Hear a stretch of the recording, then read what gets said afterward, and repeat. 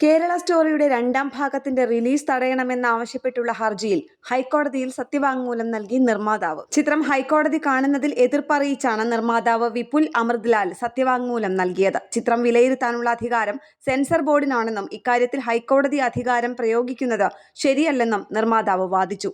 കേരളം ഉൾപ്പെടെയുള്ള 3 സംസ്ഥാനങ്ങളുടെ കഥയാണ് ചിത്രത്തിൽ പറയുന്നതെന്ന് അറിയിച്ച നിർമ്മാതാവ് പേരുമാറ്റാൻ കഴിയില്ലെന്ന വാദത്തിൽ ഉറച്ചുനിന്നു.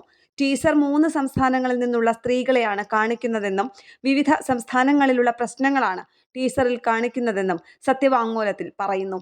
ടൈറ്റിലിലെ ഗോസ് ബിയോണ്ട് അലങ്കാരത്തിന് വേണ്ടി ഉപയോഗിച്ചിരിക്കുന്നതല്ലെന്നും നിർമ്മാതാവ് പറഞ്ഞു. എല്ലാ സെൻസർ ബോർഡ് നടപടികളും പൂർത്തിയാക്കിയ ശേഷമാണ് ചിത്രം പ്രദർശനത്തിനെത്തുന്നത്.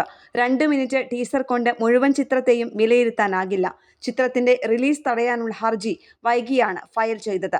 ടീസർ പുറത്തിറങ്ങി 16 ദിവസം കഴിഞ്ഞാണ് കോടതിയെ സമീപിച്ചതെന്നും സത്യവാങ്മൂലത്തിൽ പറയുന്നു. സിനിമയുടെ ടീസറും ട്രെയിലറും നീക്കം ചെയ്യണമെന്ന് കോടതി നേരത്തെ ആവശ്യപ്പെട്ടിരുന്നു. കേരള സ്റ്റോറി 2 കാണാനുള്ള കാരണം കേരള സ്റ്റോറി എന്ന പേരാണെന്ന് ഹൈക്കോടതി വ്യക്തമാക്കിയിരുന്നു. കേരളം മതേതരത്വത്തിൽ ഉറച്ചു നിൽക്കുന്ന സംസ്ഥാനമാണെന്ന് കോടതി ഹർജി പരിഗണിക്കവേ പറഞ്ഞു. മതസൗഹാർദ്ദം പുലരുന്ന നാടാണ് കേരളം. കേരളത്തിൽ എല്ലായിടത്തും ടീസറിൽ കാണുന്നത് പോലെയാണെന്ന് പ്രചരിപ്പിക്കുന്നത് തെറ്റായ സന്ദേശം നൽകുന്ന കാര്യമാണെന്നും കോടതി അഭിപ്രായപ്പെട്ടിരുന്നു. സിനിമ യഥാർത്ഥ സംഭവങ്ങളെ ആസ്പദമാക്കിയിട്ടുള്ളതാണെന്ന് പറയുന്നത് ശരിയല്ലെന്നും സിനിമ കേരളത്തിന്റെ പ്രതിച്ഛായയെ ബാധിക്കുമെന്നുമാണ് ഹൈക്കോടതി പറഞ്ഞത്. ന്യൂസ് ഡെസ്ക് കേരള പ്രണാമം.